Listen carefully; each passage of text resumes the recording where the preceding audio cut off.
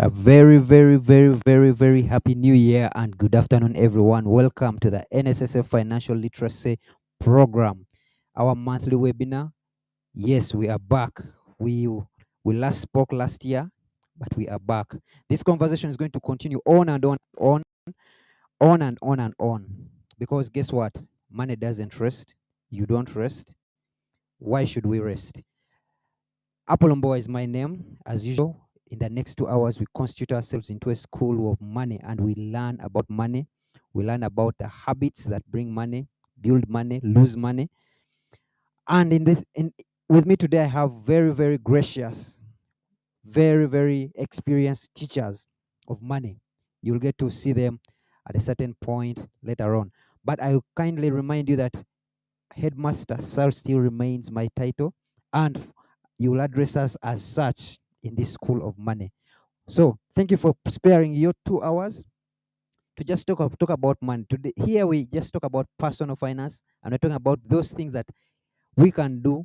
We hear the things that people have done, and we are saying whatever they can do, whatever they have done, don't compete. Find what you can do yourself and do it well. I always want to start by reminding you of why we do this. I will not tire from telling you. It's basically threefold. And one, when every citizen in Uganda has options, poverty is the lack of options. If you do not have an option, if what you are given is the only option you have, if NSSF is your only option, then you are poor. So when every Ugandan has options, when they reach retirement and they say, can I take NSSF? Should I go to my rental? Should I go to my business? When you're at that point, then we have delivered our service. We want to reverse the statistics that everyone loses their money immediately they get it from NSSF. We want to reverse that. We want to reverse that, and we want to build a financially empowered membership. That's the reason why every third Tuesday in the month, we sit down and take away 2 hours of your life to talk about these things. We bring about people who have gone through different experiences to talk about these things because we want to reverse, build, and have options as individuals. And when we have options as individuals, which can be called, we are not poor anymore, but we are on our journey to wealth. I also want to remind you that wealth is not an event, it's a journey. It's a journey. The persons you'll be talking to here, to some of us, we regard them as wealthy, but they are still on the journey. So it's not a deal that you have gotten that deal and tomorrow you are wealthy. So please do not be in a hurry to turn that 1 billion when you are still at 100,000. Take the journey, and we shall take it through before employment, while you're at employment, and when you retire. I want you to evaluate, reflect, and resolve, and fill out those boxes.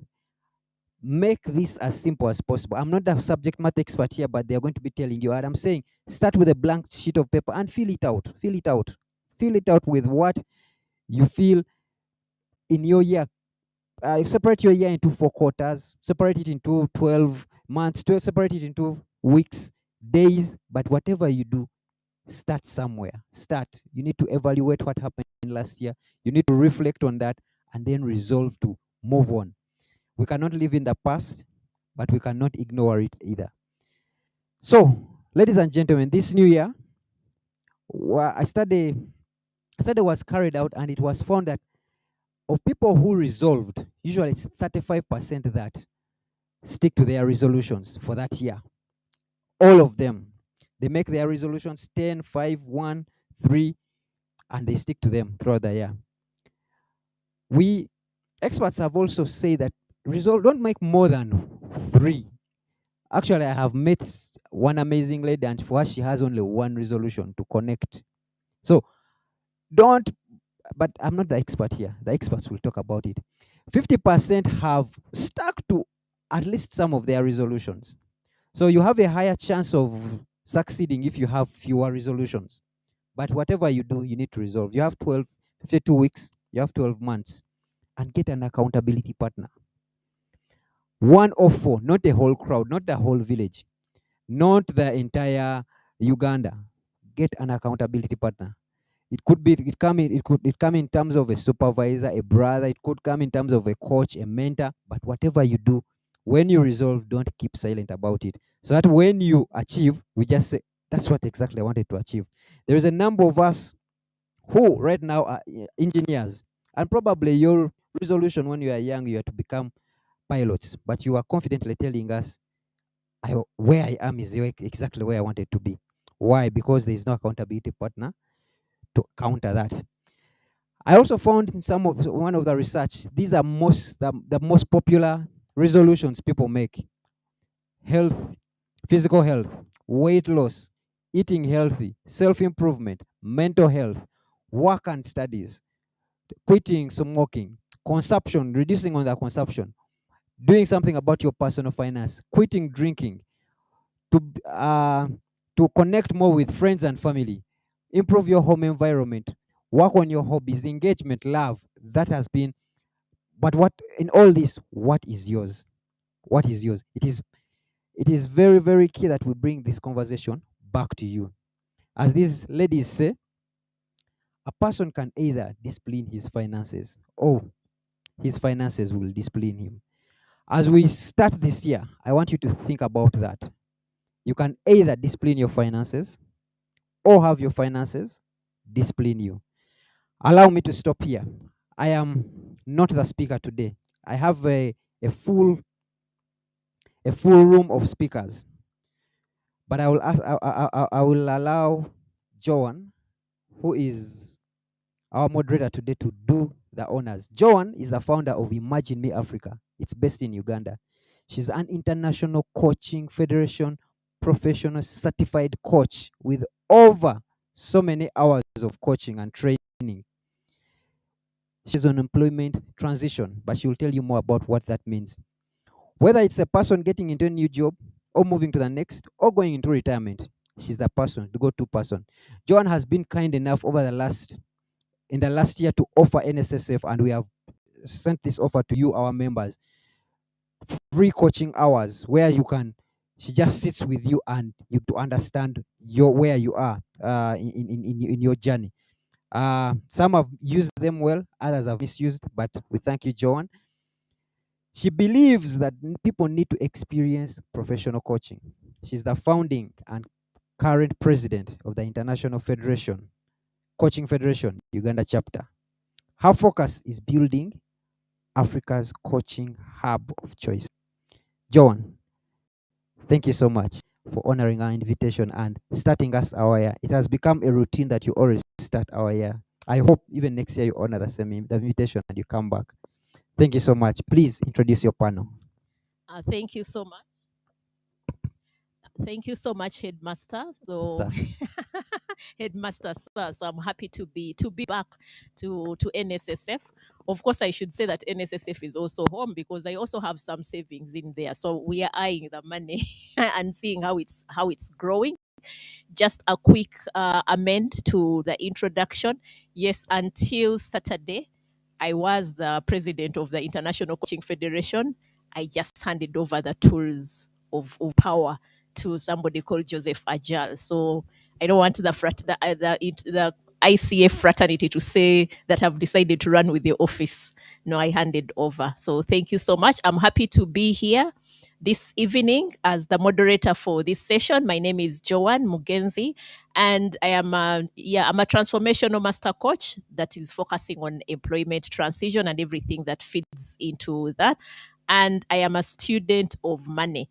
I learned that when you spend 1 hour every day on a subject for 5 years, you become an expert of that subject. So just ask yourself as you come onto this call, how much time have you spent on understanding this subject called money? Because this is a school. The headmaster told us we need to be reading, we need to be revising, but he's giving you 2 hours. So 2 hours of 30, find the other 28 hours because you'll need to be working on that. I'm happy to introduce my panelists. I'm just going to say their first name and then I'll ask them to introduce themselves. But as they introduce themselves, I want them to tell us a little bit about their relationship with money. Because, like I have mentioned, for me, my relationship with money came with that understanding that if I spend an hour every day on a subject for 5 years, there was something that will come out of it. And so I've studied everything. Money, I think when I look at my library, I have more books on finance than anything else. Of course, not finance of the SCCA guys. I'm talking about finance of, if I'm earning money, how do I spend it? How do I use it? How do I make meaningful decisions out of that? And let me first ask my neighbor right here in the class with me, Catherine Jonjo, to introduce herself. Introduce yourself, tell us what you do, and what is your relationship with money. Thank you very much, Joanne. So my name is Catherine Jonjo. I lead the people and culture agenda at the organization that has the coolest brands in Uganda. I'm sure you know which ones those are. I am an executive coach. Joanne has spoken about helping people transition. I help people with their career development, with what they need to be doing next. So probably I would work better in an organization. Very proud mother of 3 beautiful girls. And my purpose is that I would like to help everybody achieve the best purpose. I mean, they're the best version of themselves. So when Headmaster Sir asked me to come and speak here, I actually thought the reason he's invited me is because someone must have whispered to him that I have a really bad relationship with money.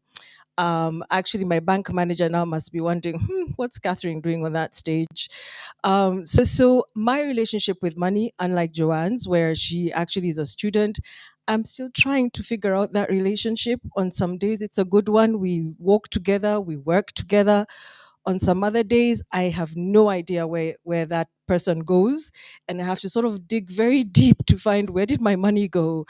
So I'm hoping that I'll be able to sort of help or learn today from the other panelists in terms of how do I fix that relationship and how do I get onto a better journey in terms of my relationship with money.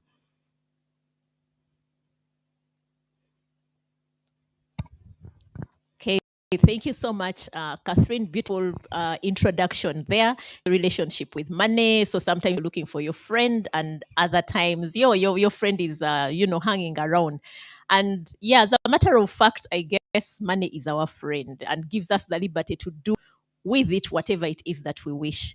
The next panelist that I'm going to introduce, I must say that it's an honor for me to share the platform with him, because I follow him on Twitter, follow the videos that he puts out as part of that journey that I've decided to commit to say, how do I learn about money? How do I learn about growing brands? And as we are on this call, I'm sure we've heard about Mr. Patrick Bitature. Patrick, I'm going to hand it over to you. And we are harnessing the digital spaces. So over to you, introduce yourself, and share with us, what is your relationship with money?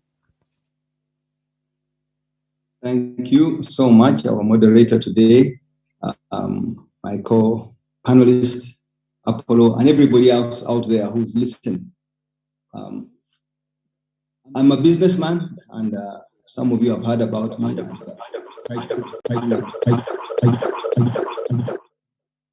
The sound is still playing up, but hopefully it will settle. I'm largely a businessman. I'm not a coach. I'm not a professional HR or any of the qualifications, but I find there is a need to share from my experience, especially what I have learned along this journey of understanding the language of money. And that's why I come out to talk, especially to the youth, to empower them so that they don't make the mistakes that we made, and they inculcate as early as possible the habits to make you successful. So today I will be talking a bit about that in a bit more detail.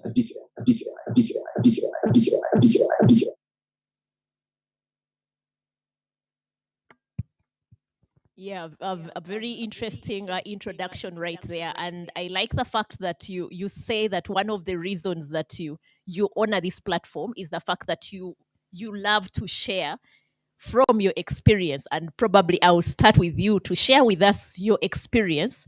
What has that journey been like in terms of you working towards this personal finance habits as a person, as a business person? And if I remember correctly, your story starts from about the age of 14. Just share with us, what are those things that you want to share with us from your experience that can enable people on the call to connect and pick something from your experience? Okay, thank you.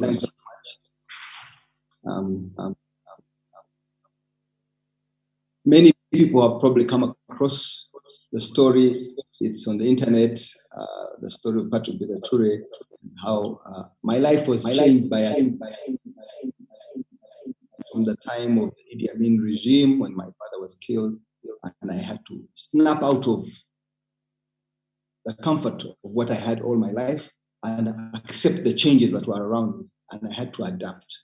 So I will be sharing with you a presentation shortly that will take you through, rather than go back through the whole story. But in a nutshell, my view today, especially as we begin the new year, because many people made resolutions last year and some the year before, and we had the excuse of COVID that held us all back. So we were stifled.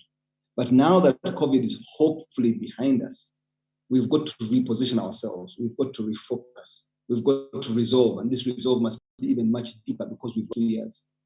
And even the young people who didn't go to school, they are actually stifled because we fell behind our peers in Kenya, in Rwanda, in Tanzania who are studying. So we've got to work twice as hard. So we really have to sharpen our pen.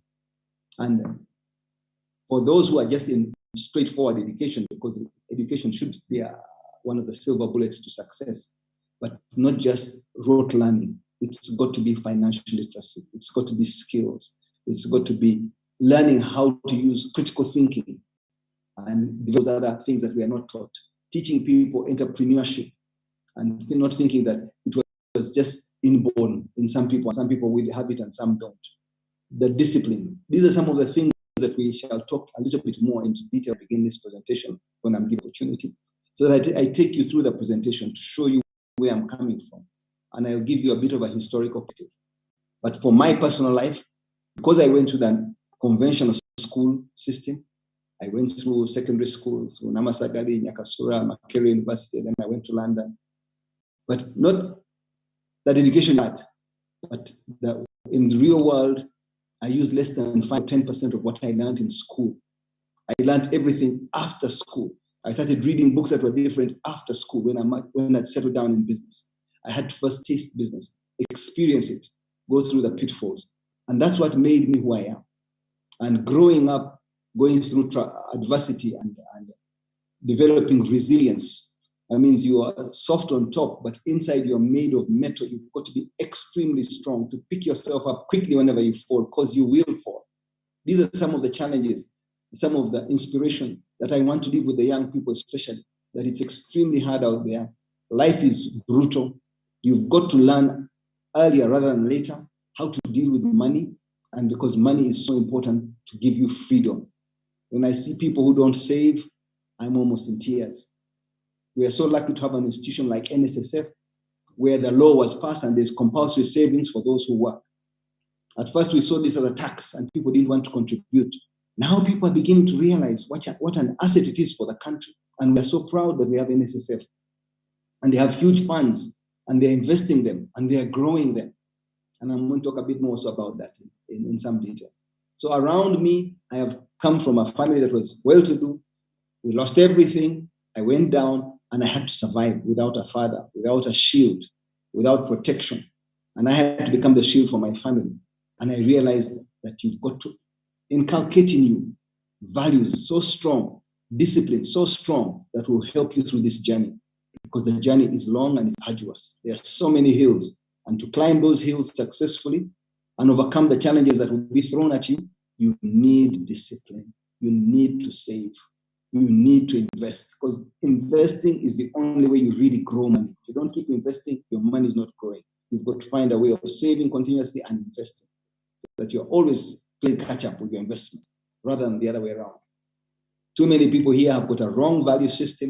It's been warped and it's made worse by social media and also some of the religious beliefs we have had, but I'll talk a bit about that when I go through a presentation, because they are told that you shall be rewarded in heaven. And this perception that people who are rich must be bad people. They must be evil. They've done something wrong. They must have cheated. They must have stolen. they must have gone under the water, or they've done something with witchcraft, which is a wrong perception. It's a wrong belief. Success is a good thing. Having money is a good thing because money gives freedom. So all these things we shall see. I'll try to put them in perspective. But that was a brief intro. Thank you. Thank you, Patrick. Beautiful reflections right there. And I heard the words, the excuse of COVID. And Catherine, I'm going to take you into that a little bit because we are calling it an excuse of COVID. But what I'm picking from Patrick is the fact that one has to be intentional about the money journey. And if you're on the call and you're a graduate, you're at university, what I hear from Patrick is that whatever he has learned that is contributing to building a business, building a finance, is not necessarily all that he learned in school. Probably 10% of that contributes to that journey, but 90% is the other education that he's had to have outside of the walls of the mainstream schools. Catherine, turning to you, what Patrick just mentioned that sometimes we are simply looking at COVID, and I like the way he's put it, the excuse of COVID. As somebody that comes from the workplace, and yes, you said you work with one of the coolest brands. You didn't tell us which brand, but yeah, one of the coolest. I know that in those cool places we have heavy checks and all that. Just share with us, what did you observe during the last 2 years in terms of the people finances? Just walk us through that. Good question.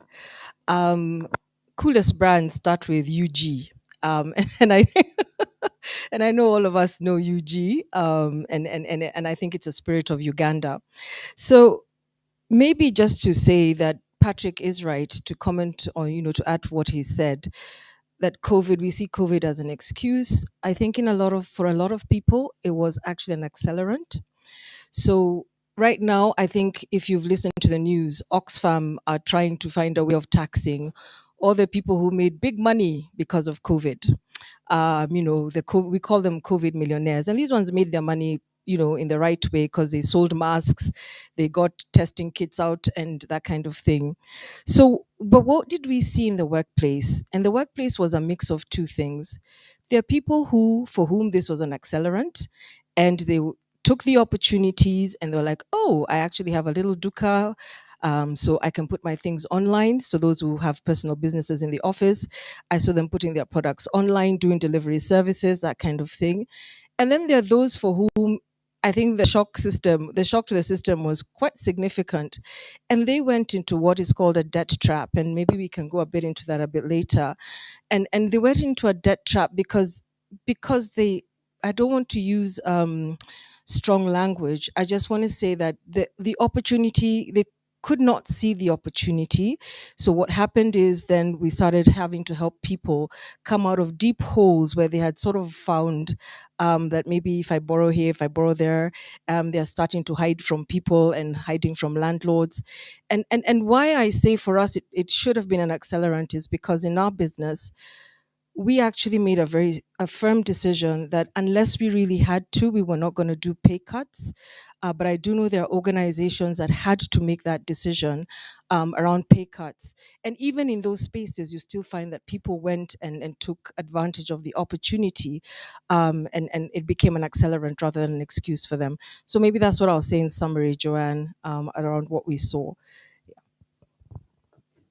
Well, I believe that, when you're thinking about working for the coolest brands, I hope they are not among those that we are asking landlords to give them free space, because I don't know why tenants don't think about the fact that they can also give some more to their to the landlords. They are simply asking for more grace period and all that happening.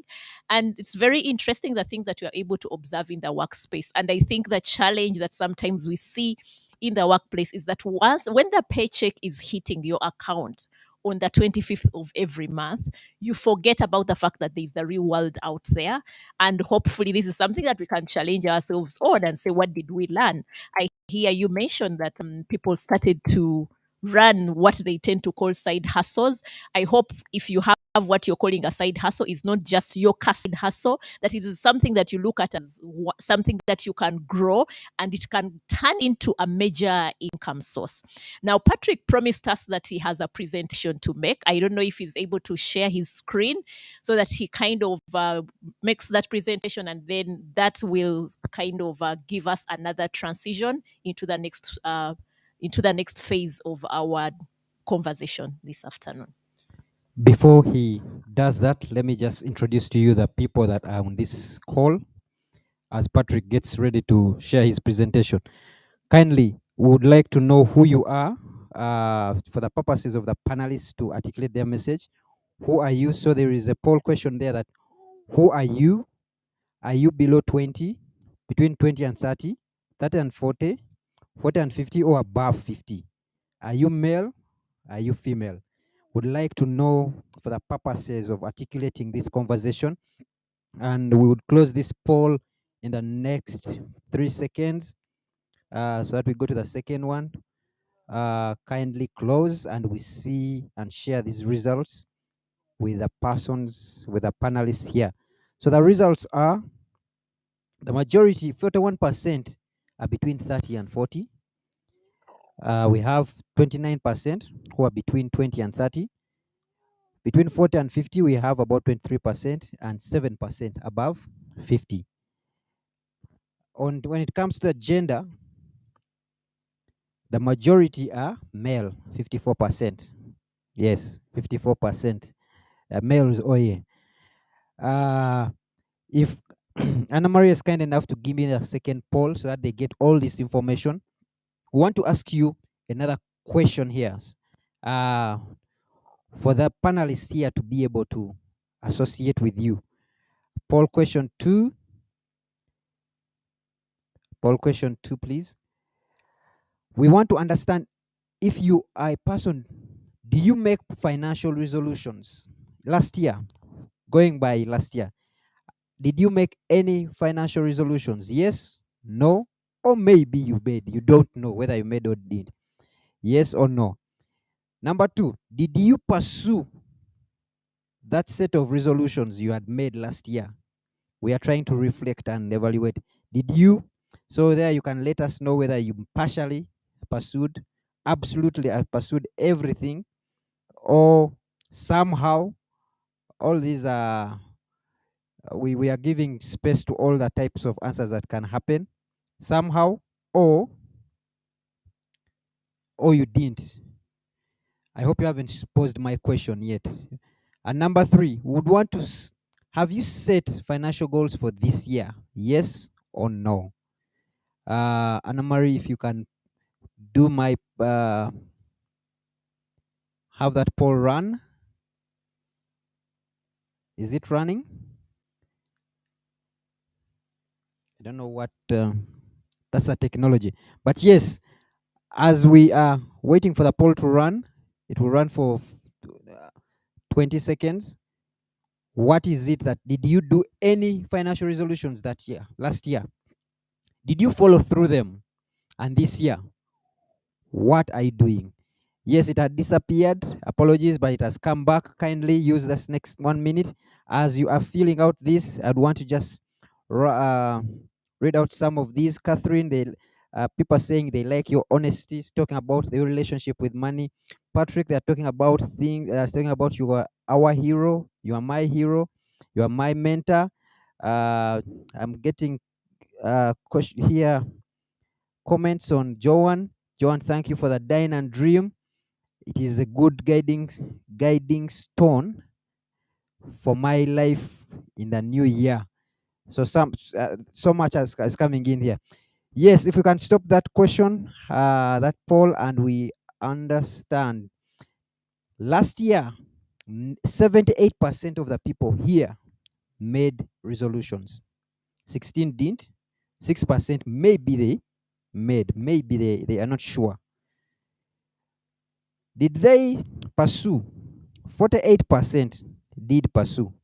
19 48% pursued partially.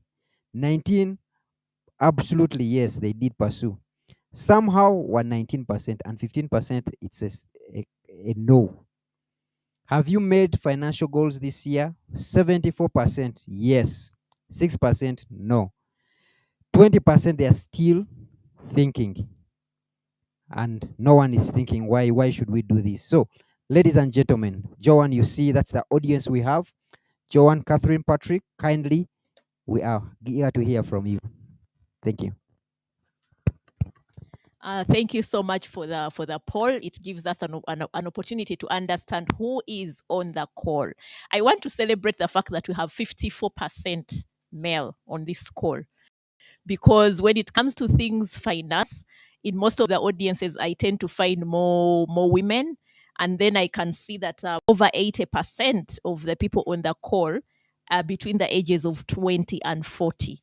So that means we are in a great place for us to be reflecting in terms of finances. Of course, if I block it together to say 20 to 40%, 20 to 40 years, it's quite wide. But to understand that 41% of these are within the of 30 to 40.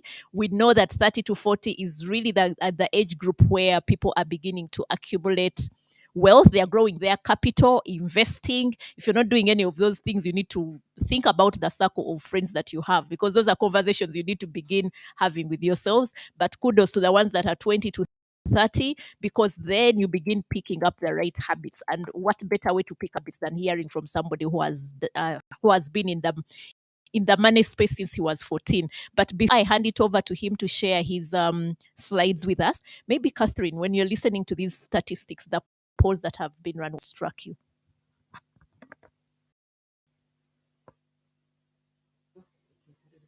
Am I on now? Okay. I think the first one was that vast majority of our audience is male. That's amazing, because as you say, a lot of times when you do these things, it's the women who come, and actually it's the women who sort of tend to have, who are interested in investment. I also like that as people go through their careers, so they are coming into their careers, and I'm probably going to repeat what you said because it was the same observation, that there are people here going into their careers in their 20s to 30s. Awesome. Whatever lessons you pick from here, please keep at them. I learned these lessons rather late in life, like in my 30s. I wished I had learned them in my 20s.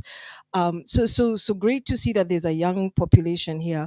Also very inspiring to see that there are people in their 50s here, because that means that you still believe that you can make it, that you want to still learn, and that shows learning agility, because at 50, and some of us have crossed that bridge, it's those ones of, okay, so how do I make this decision, how do I make it, and it helps to have sort of someone else speak about it, and then you pick up ideas from there. So I think those are my observations about the audience, and really glad to have all of you here listening to us, this afternoon. Great, Catherine. And what I pick from there is that it doesn't matter at what age you are. Today, as you listen in, and usually I say I don't want to run away with 1,001 things from any talk, just one idea. 1, 2 things, run away with them, implement them, and see where that takes you. Because it's a financial journey, it's your journey. You understand what comes in and you understand what goes out. You probably know where your money goes. You talked about you and your friends. Sometimes you can't even explain where that has, what journey it has taken.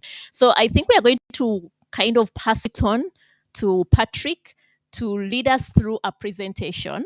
And please keep your comments coming, keep your questions coming, because I'm going to ask the headmaster. When you're a teacher, sometimes you have to order some people around. So this time it's an opportunity for me to request the headmaster, sir, to keep an eye on the questions as they come through. So over to you, Patrick. Thank you. It's a pleasure to be here today to talk to a wide audience, invited by NSSF, and I salute the board, the management of NSSF for putting this together and the work they are doing. They have built a momentum which is incredible.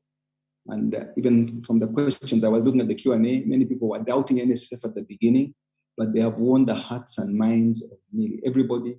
So much that it's not just compulsory savings now that are going to NSSF, but voluntary savings. People are coming there outside the requirements of the law and wanting to invest with NSSF because they give us a decent return. And when you look at the odds of getting return, many people invest in property and they think, when I build a house, I'll rent it. Very few people get a return of 10% guaranteed. NSSF has done incredibly well in the last few years, so we must commend them for the role that they have played. So, as we enter 2022, we start 2022, we need to refocus if we're going to achieve success. And not just for 2022, we need to focus on the way, our journey going forward, which means you need to categorize your priorities. They must be very clear. What COVID did to us, it ravaged us, it set us back, it pushed so many people back into poverty. So now we need revitalization, we need rejuvenation, we need to be made new, to begin afresh. And that's not easy. Many people think, oh, the government will give us that much needed injection to jumpstart the economy, like many of the European and American countries have done, even the Asian countries. But alas, our country doesn't have such a big resource envelope. It is overwhelmed. We've got a war going on right now with the ADF. That is huge expenditure. We've got COVID, we have been dealing with huge expenditure. We've always had issues around governance, how we mismanage our budgets. Those are huge challenges. So we don't have that much money to spare. Some will come our way, but I think the government is trying to address not so much the middle income, who are most of you who are listening today, but they are going to the bottom of the pyramid. They want to go with the parish development model, which skips the middle tier. Forget about the top tier, but the middle tier, the middle income, the daily earners, those who are employed and are saving, you're not being fully addressed. They are trying to address the lower end of the market to make sure money reaches the bottom of the pyramid. But anyway, that is a full subject for another day. So I want to begin by emphasizing, and I must say I'm emphasizing, the justification for savings. There are only two reasons why we save. We save for that rainy day. You may not think that rainy day will come when you're doing well, but be certain the rainy day will come. Whether it is health, school fees, an accident, death, something will happen and will call upon your reserves. So you may think you've done well and you're saving money, but that emergency comes up and you've got to spend the money. You can't say no. And I'll talk about saying no a bit later, where you draw a line. Some things you just have to spend. You put your hand in your kitty and take out the savings. So it's good to always be saving. And the earlier you start saving, the better. If you can save every week, better. If not, at least every month. Please save. The churches have grown because they had a system of collecting money, small amounts of money every Sunday. And every Sunday, a smaller bit comes, a small bit, and they build churches, they build schools, they build hospitals, they built an organization that's global because they have a way of collecting small amounts of money regularly, making it a routine. You need that routine. The second reason for saving is to invest. And that is so important. You cannot make investments when you don't have any money at all. And why do we invest? It's the only way to make money grow. If you want money to grow, you must keep investing. What is investing?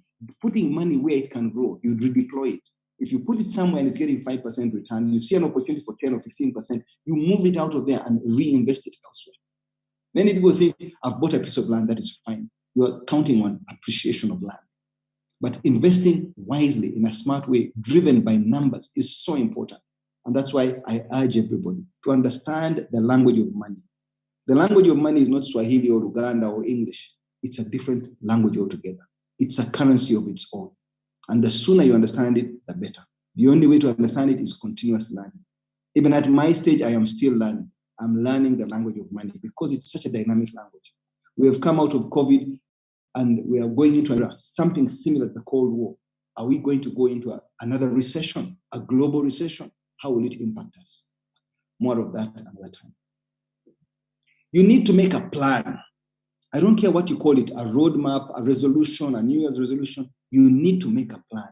The people who make a plan and write it down are only 5 or 10% in the world, and they're the most successful people because they make the effort to make a plan and write it down. Then you need knowledge. You need to understand how the world operates because it's a continuous changing dynamic system. Whether you're in Uganda or any country, you're in the diaspora, you need knowledge. Knowledge comes from friends, from teachers, from peers, from workmates, the people you hang around, the environment in which you're in. That is knowledge, and knowledge is power. When we're at school, we're developing knowledge, like in the picture on the right shows, the root system of a tree. The roots go down underground. You don't see the benefit of what you've planted because the root system is growing. That is in school. When you come out of school, the root system should now feed the tree to grow into a big stem with the branches and a canopy, and that is the power. You've got to use that. That's how you build businesses and industries and flourish, and intergenerational businesses. So you begin with come up. That's why education is important. Lastly, and probably most importantly, is there's no point in having a plan, having the knowledge, and then not executing your plan. So many people don't go into action. You must execute. You must try. Even if you fail, keep trying, because execution is the most crucial part of these 3 points that I've just made. I'm going to give you a historical perspective, because to understand fully why we are where we are, why are we in Uganda, and why are we not doing as well as our brothers in Nigeria or Egypt or South Africa or even Kenya or even Rwanda? When you've got to compare what is happening, those in India, in China, in USA, civilization is said to have begun in Africa. That is not questioned. The first elements or proof of people writing and documenting things was in Egypt. Then it was in India that they had cultures that were so strong. They were so organized before the colonialists came to them. They were so advanced and they had systems that worked. Then China also, very advanced in the olden days. In fact, China was the first one to produce gunpowder. And then the Europeans came and discovered this gunpowder in China. That's how they started expanding and using the power of the gun. Because the Chinese were using gunpowder for fireworks. The Europeans realized we could make guns out of this and conquer the rest of the world. Anyway, we move on. Let's talk about the Agrarian Age. We all came from an Agrarian Age, which is from hunters and gatherers to settlers and farmers. And our priority as human beings, our species, was number 1, food, number 2, shelter. Then you had things like garments, apparel, clothing, protect ourselves from the different elements of nature. Survival, that's how life began. Then we had the Industrial Revolution. That's where there was a stepped change, a very big change from the agrarian society. Unfortunately, some of us in Africa are still living in the agrarian society. The first Industrial Revolution was around the steam engines and mechanics, and the train could move, and shipping began, because that was part of the first Industrial Revolution. That's when the Western world pulled away and becoming very powerful. The second Industrial Revolution happened, electricity was discovered. That's about 150 years ago. And electricity became democratized. Everybody in America had electricity. Then Europe had electricity. So they wanted copper to wire their houses, to wire their industries. And they came to Africa looking for these raw materials. The third Industrial Revolution was around computing. Again, the first world pulled away from the second and the third. And the divisions became even bigger. And lately, we have now moved into robotics, the fourth Industrial Revolution, where it's all about big data, artificial intelligence, and the Internet of Things. Most of you understand where I'm going. I'm not going to delve into the problem. I'm just going to try and show you the sequence of what happened. I need to emphasize the power of gunpowder. When the Europeans found this gunpowder being used in China and they took it back home and they transformed it into guns, they could start an era of expansionism, because they used to try and get more territory, more land, more people, using swords, knives, pieces of metal, bows and arrows. But the gun gave them so much more superiority. And this is how they came to trade. They found Africa completely asleep, and the slave trade lasted 400 long years, 400 years, because they had this power. And there were so many black people running around in Africa who didn't have tools to protect themselves. Even Shaka Zulu did so little with his spears and bows and arrows. Then they realized slave trade was not sustainable. They stopped almost on their own because of some pressures internally. Then they came colonial. They had this meeting in Germany and they divided up Africa, and they said even India and some of these other places, and colonized them. It was a matter of time, maybe 50 years, 40 years, they realized that was not sustainable. People started understanding with education and Christianity, and people fought for their independence and they demanded independence. And so an era of independence came, and it swept across the world like a wind. Then we went into the 20th century. Let's take a look at what happened there. Of course, there was the First World War, the Great World War, as it was called, in around 1920. And then there was an era of peace for about 30 years. And then again, we had the Second World War. It was led by Germany, also about expansionism, having superior tools for fighting, having a bigger army. And then the Holocaust, trying to exterminate the Jews. The World War continued until a decisive blow was made by America on Japan, because also Japan had a tendency of fascism and expansionism, went and dropped a bomb in Nagasaki and Hiroshima. The atomic bomb ended it, and that was the end. Everything came to peace after that. So we went into a new era of the Cold War and the arms race. It was mainly socialism versus capitalism, the Americans versus the Chinese and the Russians. And these wars went on for some time until around 1989, when the Cold War suddenly ended. Like a wind came and just ended it. And the Berlin Wall fell. When the Berlin Wall collapsed, that was the end of the Cold War. Capitalism gained a foothold and was the superior ideology globally. So many years of struggle, the apartheid. Then Mandela was released. That was in 1990. The release of Mandela. This was one of the last countries to get independence. Yet it was the first country on the continent from 1930, I think. Or 1912, South Africa, ANC was formed trying to fight for independence. But they were the last country in Africa to get the independence. And then that was the fall of that colonial empire, and that ended there. What am I trying to show you? I'm trying to put things in perspective. In the 21st century, globalization, a wind of globalization came and it swept the world, and there was so much growth and so much progress, and the capitalists in the world became richer and richer. The poor people, however, remained poor. Then there was some uprising which began in Africa, North Africa. It was called, and you remember in Tunisia when somebody set himself alight. Then it went to Libya, and then in Egypt. Governments were tumbling. Then Yemen and Syria, and they were being manipulated. This was people's uprising against a certain order. Then recently, there's been a resurgence of African military coups. We see what's happening around us. We see what's happening in Chad, in Mali, in Guinea, in Sudan. All these uprisings of people who are disgruntled. They've made some progress, but they're not happy with the progress. These are things that are holding us back at a global level, at a macro level. But today I want to talk a little bit more about the personal level. Why are we as individuals, we in Uganda, who have understood a little bit about a culture of saving, about personal success, a little bit about progress, why are we being held back? What are these barriers that hold people from achieving financial success? The first one is the system has been designed to keep you poor. Now, when I say this, how can I say the system has been to keep us poor? The education system we inherited, it's obsolete. It's one of the systems that has really held not only us Africans back, but globally. We were programmed to be workers at the time of the Industrial Revolution. And this began in Germany and UK, and then went to America. And the whole world embraced it because Industrial Revolution meant factories. They needed laborers. They needed people to come and work, human beings to come and work and run these machines. So this Industrial Revolution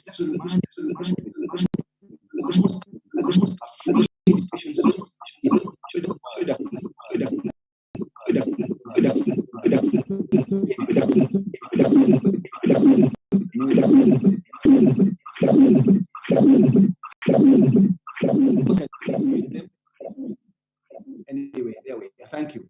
So this free education system does not train us to be free thinkers. It trains us on critical thinking. It does not train us to become entrepreneurs. It trains us to be obedient workers, to listen to what you are told by superiors, to respect their space. Come in and do this, learn this, say yes, sir, say no, turn left, turn right. And that's a system we have inherited. It's an obsolete system. It has begun changing in the first world. It's not changing fast enough. Our education system, our curriculum is designed to create white-collar jobs. In Uganda especially, we were being trained to create those jobs, to be the civil servants. In Kenya, there was a bit of industry happening at the time of colonialism. And these setbacks were already there. So we inherited it, and the system has not changed fast enough. Secondly, the social system is designed to keep us the way we are. It's a belief system. We are programmed by the media, by the church, by our cultural values to remain in a society that is poor. We have a mindset of poverty. We have a mindset of absence. We have a mindset of lack of food, lack of water, lack of, it's inherited. We have lived around people who are always poor. And this vision, because you are poor when you are young, your parents who are poor, you think you're going to remain poor. So when you make a little bit of progress, you feel you've arrived, and that's it. It's not acceptable. We have got to change the whole system. We have been taught the wrong things for so long. We see our parents fighting for money, our grandparents fighting for money. We are fighting for land, people killing one another. And these are the stories we see on radio, on TV, and even now social media. People fighting for the limited resources that we have.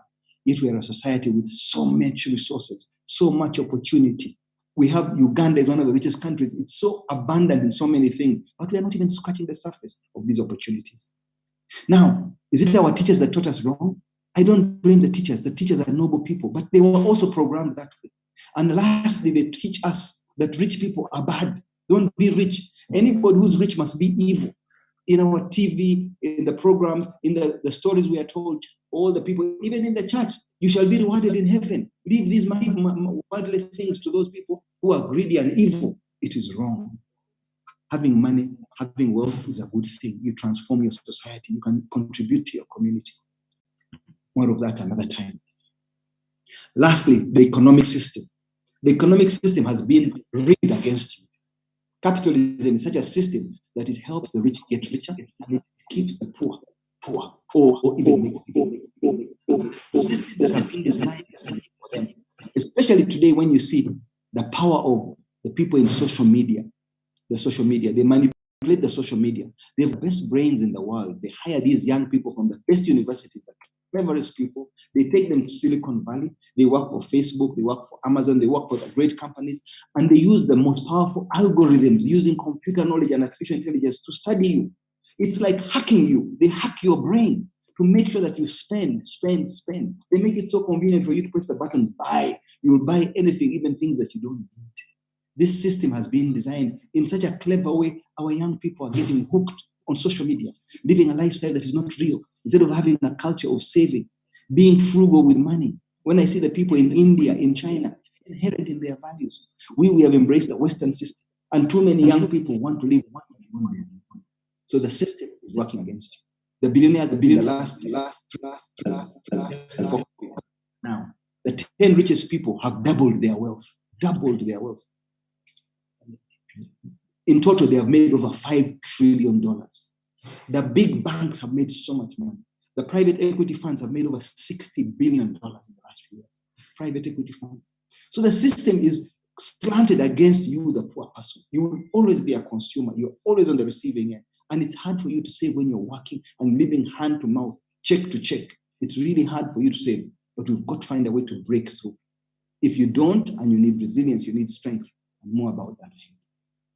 Lastly, these tech companies and their power of advertising is so powerful. The amount of money they spend, these beautiful brands, and I won't mention which brand because also I work with one of the biggest brands in Uganda, the breweries, the beverage drinks, they are so powerful. They advertise. When they start advertising, there's no entry. You end up spending, buying, and you're hooked because they have huge advertising budgets. They are programmed to make sure they get you on board. When I listen to that beautiful Coca-Cola advert, even me at my age, I want to have a sip of Coca-Cola with its sugar and all its beautiful things. It's just something that you mix. It will bring the family to be together, to love one another more, to share that meal at Christmas. Advertising is powerful. So the odds are stacked against us. Don't take me wrong. Coca-Cola is doing what it's supposed to do, and they do great CSR work, and they contribute to the community. But you've got to be able to think things through. Don't let this get to your subconscious mind, and you become a passenger or a leaf being blown by the wind. We've got to be able to make decisions. I want to end by talking about these pension systems and the power of these pension systems. I remember when NSSF was created, and it really struggled to grow, to gain traction. Nobody wanted to invest money. We saw them as a tax. But today, everybody wants to join a pension system. People realize the employees are happier. At one time, we had issues around management. They were squandering money. There were scandals. But the ship has been stable now for some time. A strong board, strong management. They've employed smart people. They pay those people well, so those people are not looking for corruption to cheat you. They want to make your money grow. Then their cost of running the fund as a cost is much lower. So I'm grateful for pension. And what's the point? Why does the government force us to have this money? Because all of us one day will grow old, and you will need money to sustain you. Most people retire between 55 and 65. Some push up to 70. But beyond that time, you will have costs. Your health bills will be much more expensive. You may still have children who are still going to school. You may have grandchildren who need some help.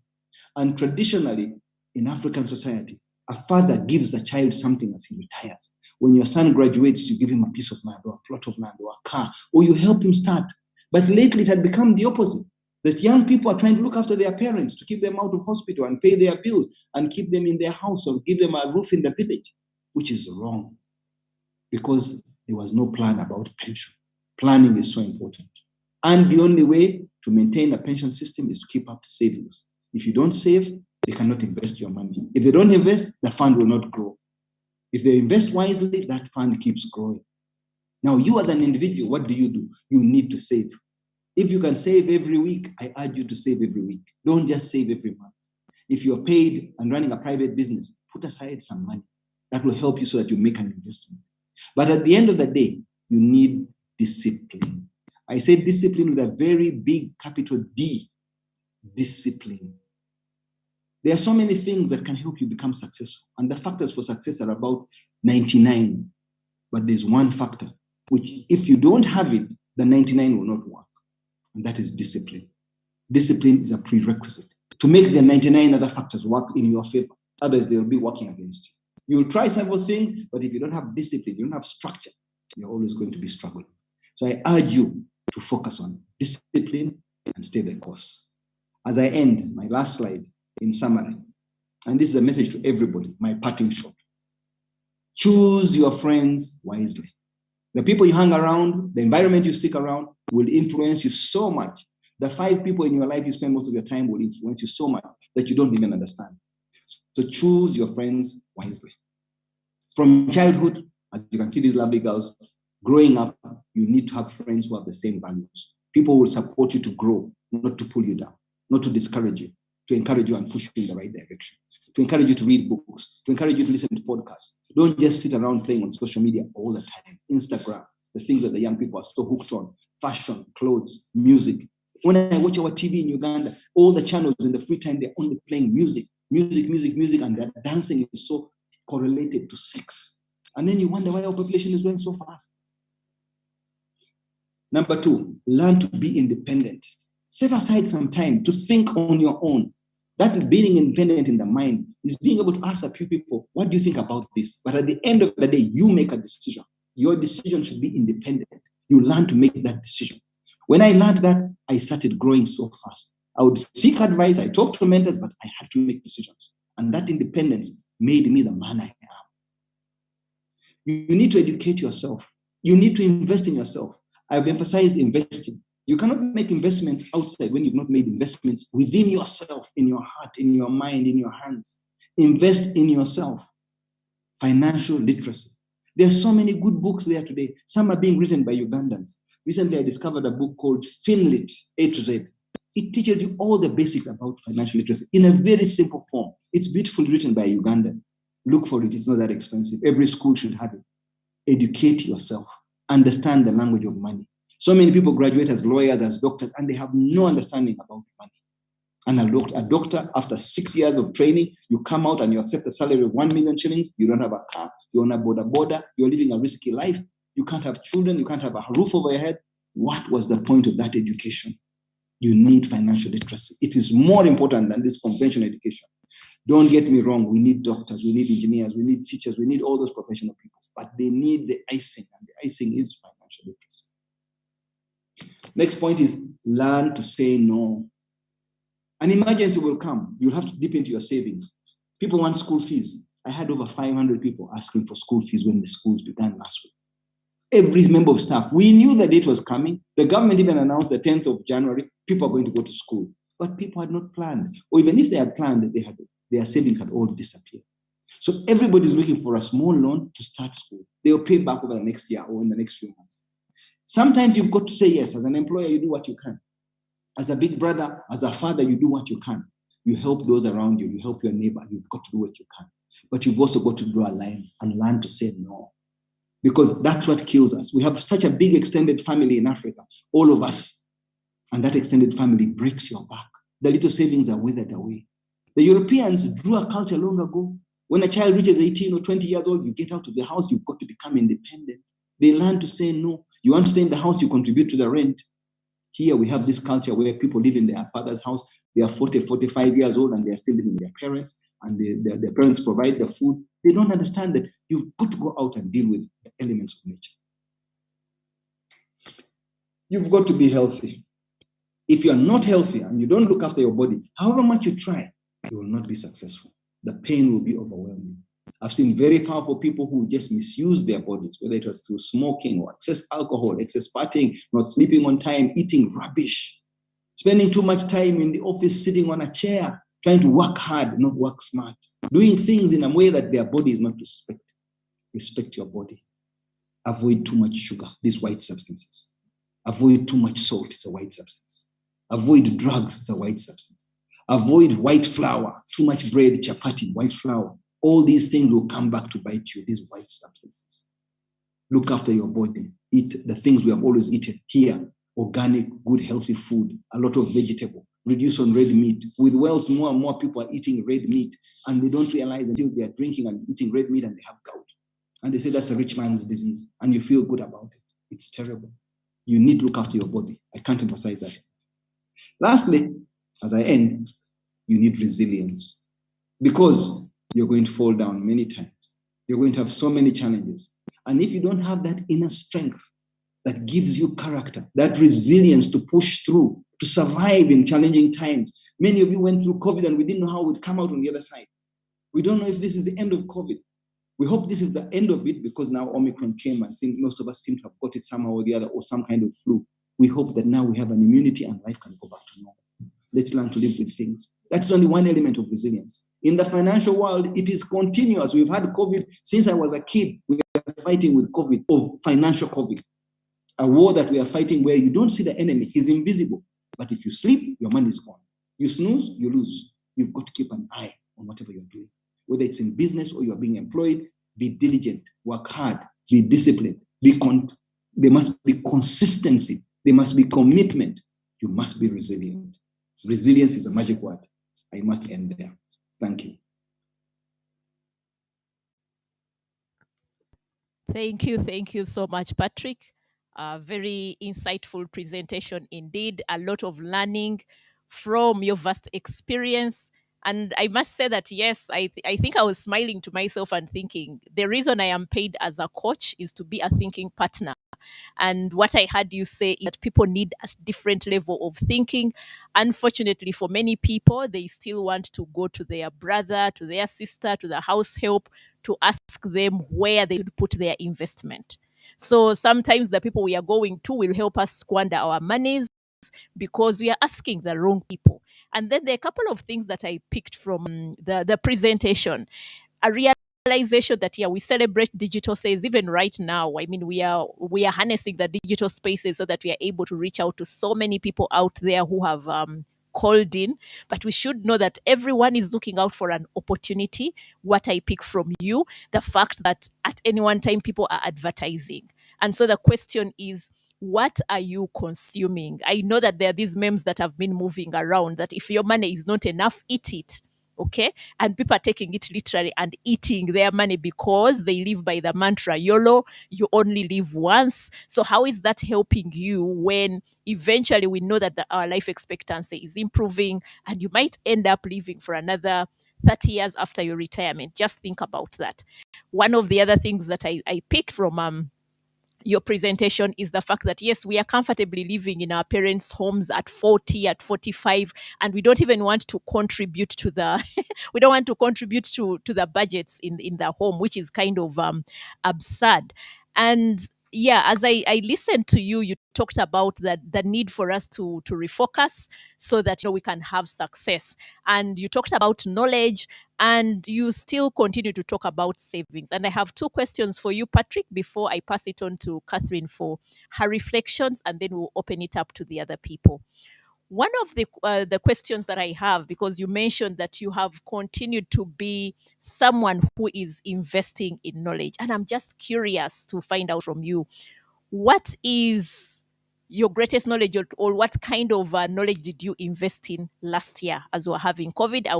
I'm just curious to find out what new learnings you picked from last year.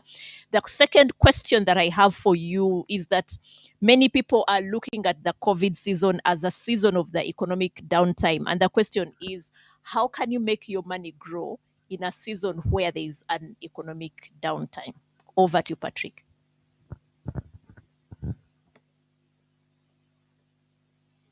Pointed questions, and I don't know if it's easy to answer them in a minute or two, but you've got to continuously be investing in yourself. That's the first rule.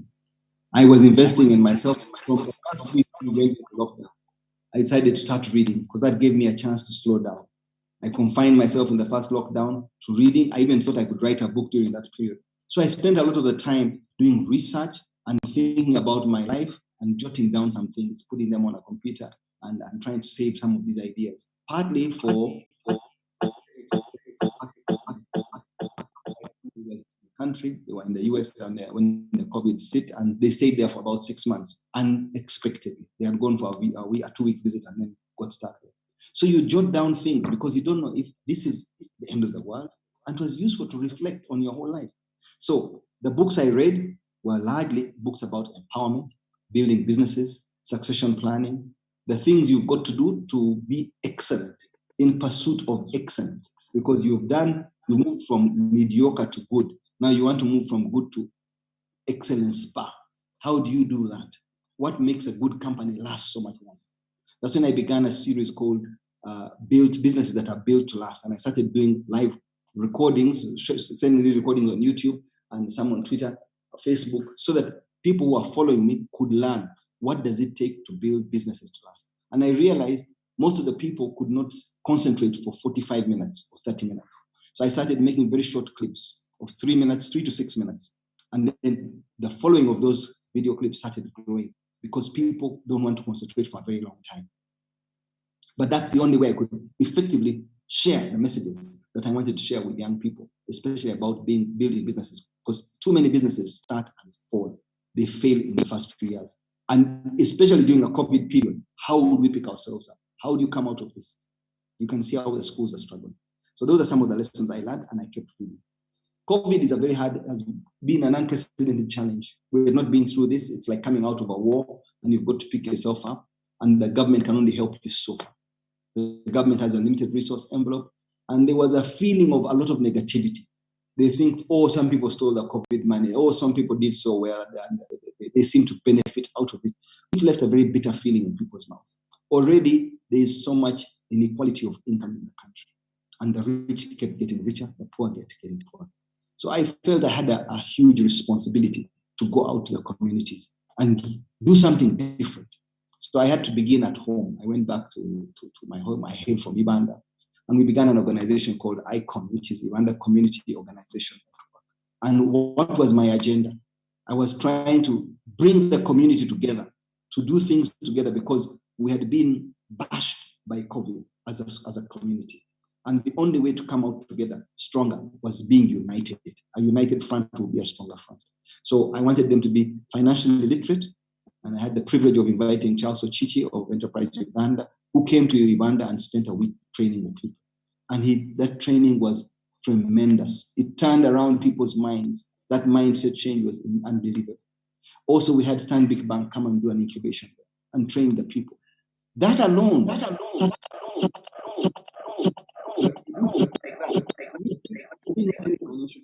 Just wanted to see how can I help our community. Now, parish development model is going to come to every parish in this country, and the government is setting aside almost R1 trillion to give as a grant, not even as a loan. But that money will fall into a hole and never come out if people are not sensitized. They're not organized in groups, whether you're doing coffee farming, milk or beef or beans or mangoes, whatever it is, organize yourselves so that when the money does come, it finds you ready. You are receptive to turn it into it rather than just consume it.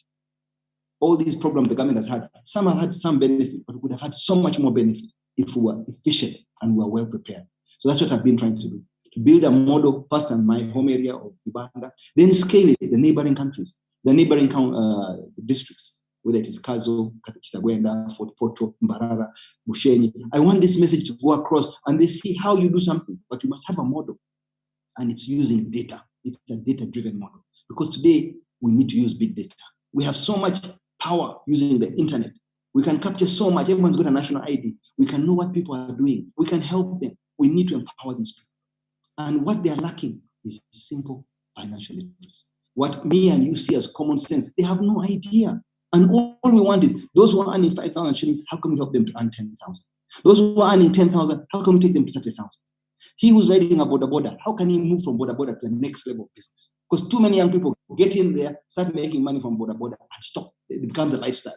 You can't be doing border for more than 3 years. It should be a stepping stone to something else. In fact, 12 months, pass on the bike. Do something else now. Do something that's a bit more intelligent, because graduates are now riding border. So we've got to change these people, and we can do it by sharing a message, empowering these people. Thank you. Yeah, I can't help but see the passion that you really have and the commitment that you have to ensuring that you impact your community. On Friday, I had Headmaster read one of the comments where somebody was saying, that Dine and Dream was helping them kind of open up their world differently. And our focus was the need to be the influence. And like you, Patrick, I spent the whole of last year just reading. I signed up for a class that was a leadership class. And one of the things that was coming out of there, the need for us to impact the influence that we need to have around those around us. And I just thought, okay, why don't we use this as the theme for the year, be the influence? And from what you're saying, I can easily see that you are that influence in your community, and being able to just think and say, how do I share the knowledge that I have and put it out there? The key message that I've also had from you is the emphasis on invest in yourself, invest in yourself, invest in yourself. Yes, Headmaster is starting us off with a free class, a free financial literacy class. But what are you committing to learn? Because clearly what is coming out of this is that knowledge is a continuous journey. You will always be learning something. What are you committing to so that you're able to learn? How will you grow that brand? Don't be comfortable where you are. That's what I'm hearing Patrick say, that wherever you are is a stepping stone to the next level. Because if you don't have something that is driving you, then you're standing in your own way of progress. But it would also mean that probably you're sabotaging your earning potential. So now, Catherine, I'm getting back to you. We've listened to a very elaborate, insightful presentation by Patrick. Share with us, as somebody who heads human capital, what are some of those things that you would want somebody, especially the employees, because I can imagine the people who are in the business world are connecting with the presentation head on. What is it that we can pick from that? I am an employee. I might be working for one of the coolest brands, or not so cool, but what is it that I can pick from that so that I can then use that knowledge to better myself? Wow. Good question. And thank you, Patrick, for sharing those. I also picked up a few things myself. So first of all, for me to state is that my primary whatever in life is that I'm an employee. So I completely why you're asking me that question, and maybe it's to just bring it back home. I think first of all, we talk a lot as HR people about social we talk about your well-being, talk about, and Patrick has actually summarized it really well in his final slide. First of all, you cannot manage your money if the rest of your life is upside down. So there's a whole thing around the social structures around you. Who are your friends? Who's your is your coach around money, your drinking buddy? And I think I have the license to talk about drinking. And just the things you surround yourself with. And they say that show me your friends, and I'll show you who you are. So first, create a balanced life, and balanced here is around your money, your spiritual health, your health itself, and Patrick has talked about taking care of your body, and then just keeping your mind alive, reading, learning, growing. And as employees, I think we are very privileged because you have the space to invest in yourself, whether it's your employer who's investing in you, or whether it's being able to walk to Stanbic Bank and say, can I borrow a few shillings? My employer is going to guarantee me. We have the opportunity to sort of invest in ourselves. So I think that would be the first thing I'll talk about, just that whole environment around you. Patrick also spoke about a plan. So a lot of us draw, we we work in the office. We have plans in the office. We have the business will give us strategic plans that we follow, etc. What's your plan? um how granular is it? So are you saying that I will save 20% of my income, or are you saying every month out of my 1 million shillings I'll put aside 20,000? You see, those are two very different things, because the 20,000 gets saved but the 20% remains you know, a, an idea, a goal that some point you'll get there. I think the other thing is when thinking about debt, and earlier I talked about debt, is why are you taking the debt? Yeah. Is it for consumption? Is it for investment? Debt, good debt makes you money. So if you're investing in something that's going to have an income, that's going to bring back some cash back to you, because cash is king, go ahead and take the debt. If you're taking the debt because Catherine, who owns a shoe shop, has allowed you to buy shoes on credit and you can pay over the next 10 months, that's not good debt. And then back to what Patrick talked about from a discipline perspective, checking in with yourself every month. I when I said that I learned about money in my 30s, one of the difficult things they told us to do in that class was keep your receipts. What does keeping your receipts help you do? It helps you keep track of where you're spending money. Where's your money going? Remember, I said that sometimes that friend of mine disappears. So, because I understood my relationship with money, I keep receipts. Where did I spend? And then I find that sometimes, okay, my budget this month for entertainment was 100,000 shillings. I spent a bit more than that. What caused that? Come back and review, and do that on a monthly basis, because then it helps you at the end of the year, as you do the same way that you come back and evaluate how well you've done in the office. Come back and evaluate how well you've done as a person. Back, I said I'd invest my 20,000 shillings. So 20 times 12 is 240,000 shillings. Did I put it somewhere where it gave me interest? Okay, I got the interest. Did I reinvest the interest? So another thing we like to do is we save in cooperatives. And then when it's time to pay interest, what do? We take the money, reinvest that money. It's part of growing your wealth. Put it back. So 240,000 at 10% gives you another 20,000. So you're beginning the year not at 240,000, you're actually beginning the year at 260,000. And that starts your year. So just sort of using those little lessons that Patrick has shared, and then converting them for those of us who are employees into little daily things that you track and things that you can hold yourself accountable for at the end of the month. I like that you talked about an accountability partner. That is critical, that is important. If you're in a couple, it could be your better half. If you feel you'd work better with a friend, get a friend who has the same values that you have, who sort of also understands money. And therefore, you start to see growth. Whatever. I hope I've summarized it well enough for those of us who depend on that little paycheck at the end of the month. Yeah. Wow. Now I want to transition into the questions that people have. Yes.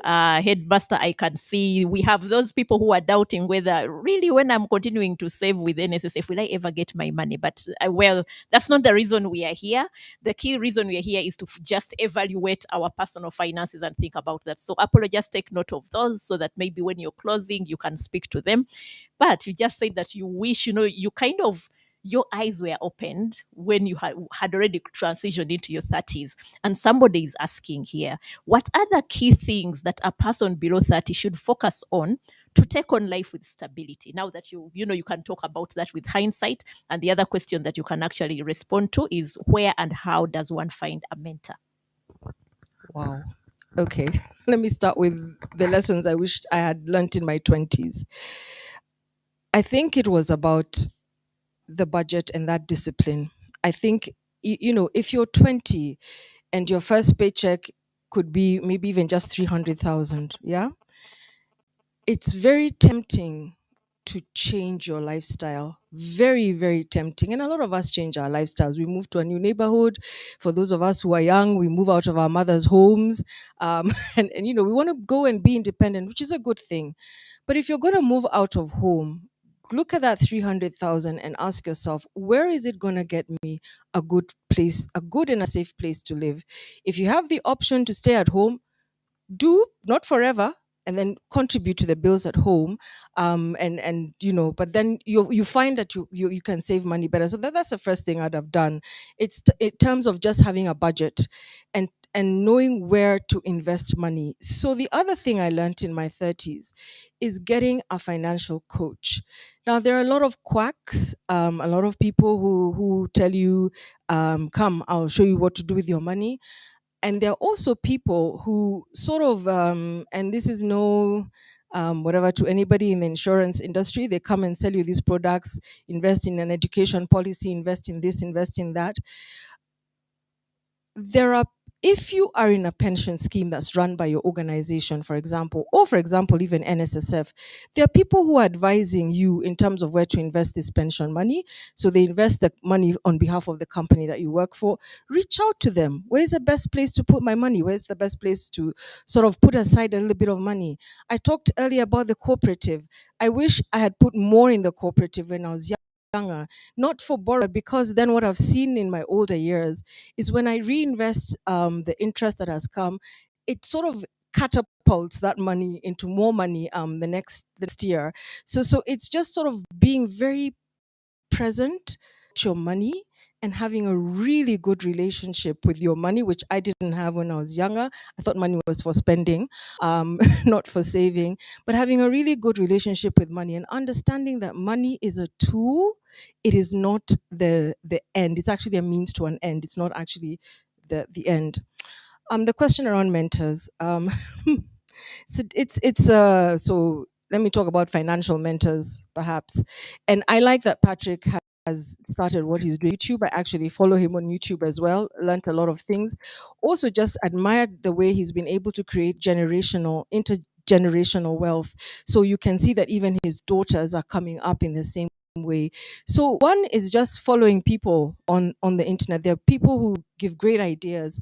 I think even at work, you will observe those who probably earn a lot of money, but you can't see it in their lifestyle. Speak to that person, understand where they're spending their money or investing their money. They usually have really good places where you can put your money. And then I'll tell you the people that I have learned the most from. It's the tea girl at the office. Those who work with us will relate with whom I'm speaking about. And it's even the girl who works in my own home. Because these people have a way of having separate sources of income. They have a way of putting money aside. They have a way of saving for their goals. I mean, these two women really inspire me because I know what they earn, but you can see that she's working really hard at putting that money aside. So that's what I'd tell my younger self. Have a plan, put something aside, and also understand where to put that money when you do put it aside. And I was meant to be talking about mentors, so I think I've covered the mentors, where to get the mentors. Yes. And of course, when we talk about the mentor, a mentor is somebody who has been there, done that. Yeah. I know that a number of times I get people who come to me seeking for coaching services, and you realize that what they are looking for is actually a mentor. Yeah. And in most cases, I'll tell them, well, that's not a service that I'm offering as a service, but I can walk them through in terms of what exactly are you looking for in this mentor? So when we are talking finance, it means that if you're looking for a mentor, then you're looking at that person who has made a breakthrough in their finances, not somebody who is still grappling with asking you, what money do I enjoy? Which one don't I enjoy? Because on your journey, you can get to a point where, you can reward yourself. There's nothing wrong with rewarding yourself. But the key thing we are talking about, what does that journey look like? Now, Patrick, you're very strong on business, and people are inspired. I have two questions for you to start off with. One of them is how best, this is from one of the people that are following this conversation, how best can I get over the fear of starting an income generating project? How best can I get over the fear of starting an income generating project? And the other person is particularly wanting you to speak to culture. Like you said, has taught us you've taught us to be able to support our families and be useful back to our family ties. How do we invest when you are always about to work on your plan, something happens? Every time you want to work on something and then a family emergency pops up. Patrick. Okay, thank you. Quickly, I'll respond to that and try to keep it tight. How do you start a business? How do you overcome that fear? Number one thing is research. Don't compromise on research. Check, do your homework, do it again, ask somebody about it, look for a mentor, make a business plan, let them look at it, do your research. Don't just copy everybody. Someone's open a video, someone is selling Rolex, you all jump into Rolex. The neighbor is doing well, he's got 5 borders, you jump into borders. You don't understand the research he did, what he's targeting. So to overcome those fears, the more research you do, the better. Now, very many people who go to school, especially who are trained in finance and banking and the like, the element of risk or the appetite for risk is eroded from your stomach. You don't have guts. You're so risk averse. Anything that's got a bit of risk, you don't do. You can't do that. If you want to grow, you've got to embrace risk. Calculate the risks. Is it worth the return? If I do this, what are the pitfalls? How do I mitigate the risks? Can I insure against some of the losses? I see lately so many people are being told, get into agriculture. It's like a fad. Agriculture is extremely hard. It's not an easy thing to do. Of course, when you have nothing else to do, jump into agriculture. The beauty of agriculture is it's like a mother. It will never say, no, my industry is full, I'm not accepting.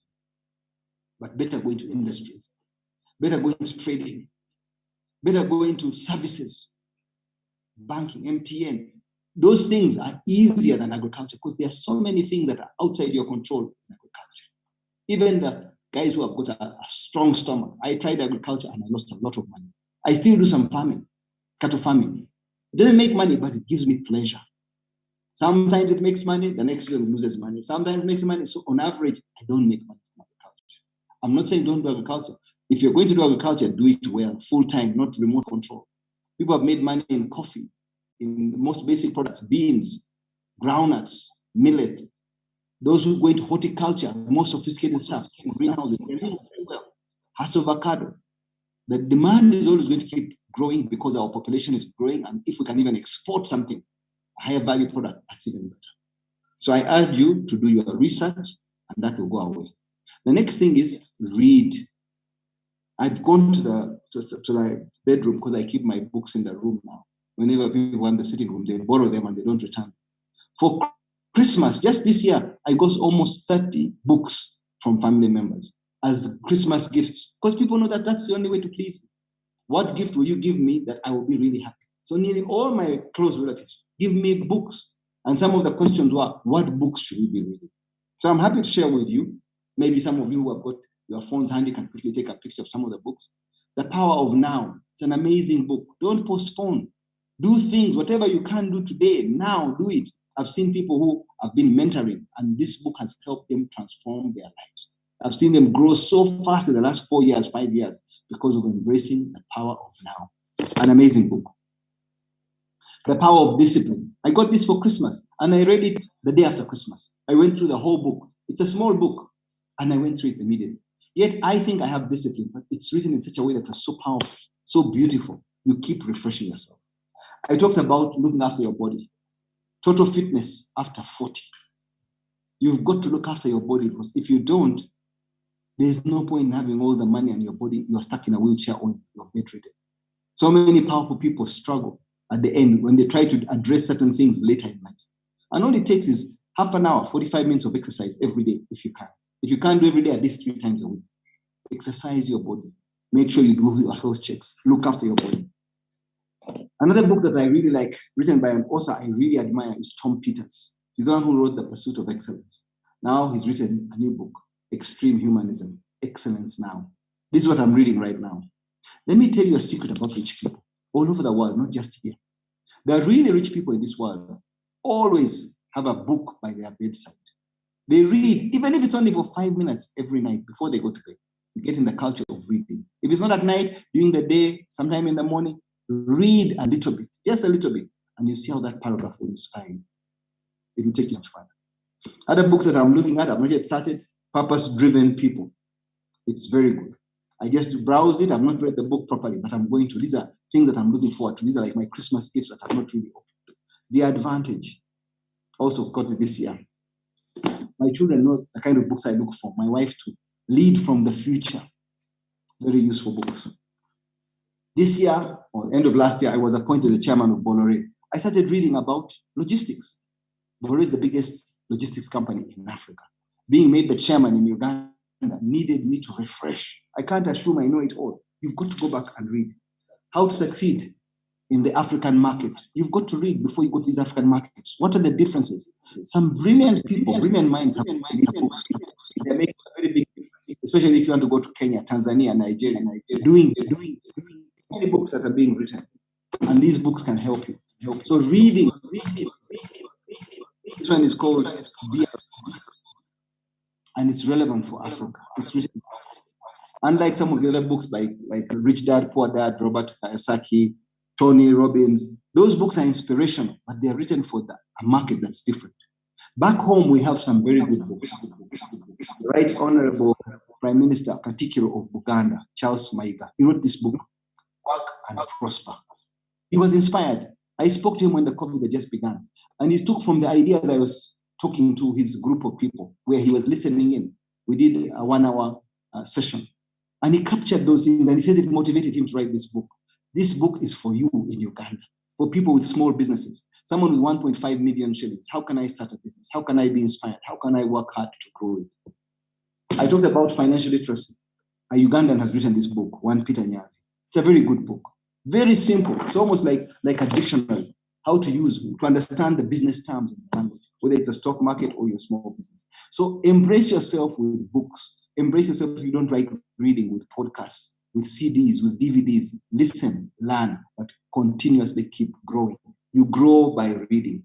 That's how you become a doctor. You become a PhD. You're reading.